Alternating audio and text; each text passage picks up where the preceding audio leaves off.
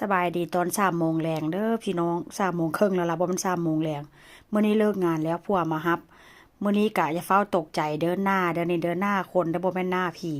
มื้อนี้เอาภาพบรรยากาศข้างทางมาให้เบิ่งพี่น้องเอ้ยมื้อนี้บรรยากาศดีคักดีแน่ช่วงนี้ก็สิเริ่มเข้าซัมเมอร์แล้วได้มื้อใดเห็นอันท้องฟ้าแจ่มใสเห็นมีแสงแดดแบบนี้โอ้ยจะแม่นมันค่อนข้างจะสดชื่นค่อนข้างจะแจ่มใสพี่น้องเอ้ย แล้วก็บ้านเฮือนซานบ้านซองนี่ก็รู้สึกว่ามีชีวิตชีวาว่าเช่นซานในแต่ละมื้อแต่ละเว้นเพราะว่าหยังมันค่อนข้างจะหาแสงแดดได้ยากมันบ่คือบ้านเฮาได้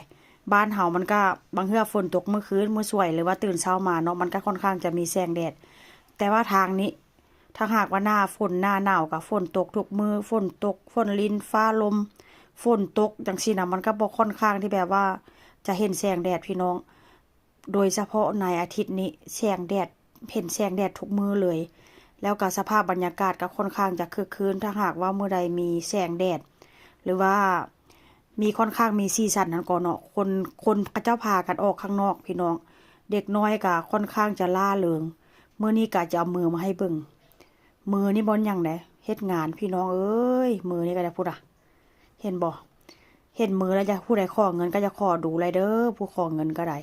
เฮ็ดงานชั่วสิได้เงินบาท1 2 บาทบ่แม่นง่ายๆพี่น้องเอ้ยสู้ชีวิตขนาดไหนแต่ละมื้อถามว่าอยู่บ้านซื่อๆผัวเลี้ยงได้บ่เลี้ยงได้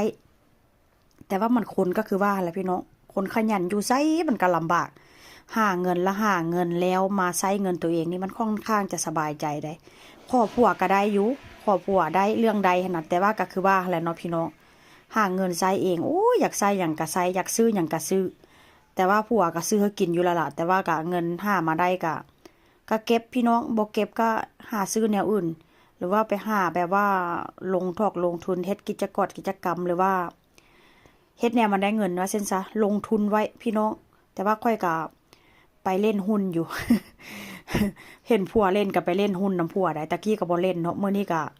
มาเว้าสู่กันฟังพี่น้องก็บ่เคยเล่นหุ้นจักเทื่อว่าเส้นซะก็ทยอยไปตอดไปแตะได้จักหน่อยทั้งที่ว่าบ่เคยเล่นผัวก็สอนเนาะพี่น้องหาเงินมาได้ก็เอาไว้อนาคตเนาะ เพื่อหยังเพื่อลูกนี่แหละบ่ได้เพื่อไผดอกเพื่อลูกแล้วก็เพื่อตัวเองเดี๋ยวอายุบรรเทามาก็สิบ่ได้เฮ็ดหยังหลายเด้อายุบรรเทามาแล้วก็ได้ก็สิหาเที่ยวอย่างเดียวพี่น้องหาเงินไม่เมื่อยมาแล้วก็สิเที่ยวมื้อนี้ก็อันนี้ก็เอาภาพบรรยากาศเด้อพี่น้องอันนี้ก็เป็นถนนคนก็ค่อนข้างถนนก็ค่อนข้างจะโล่งบ่แม่นคนเด้อเพราะว่าหยังช่วงนี้เขาเจ้าก็ยังบ่เลิกงานเนาะช่วงแรกเขาเจ้าเลิกงาน4 โมงแลงพุ่นล่ะหรือว่า4 โมงครึ่งเห็นบ่เห็นต้นไม้ใบหญ้าบ่พี่น้องค่อนข้างจะงามเลย แล้วก็ต้นไม้ทางนี้บ่ค่อนข้างที่แบบว่าจะมีใบได้เพราะว่าหยัง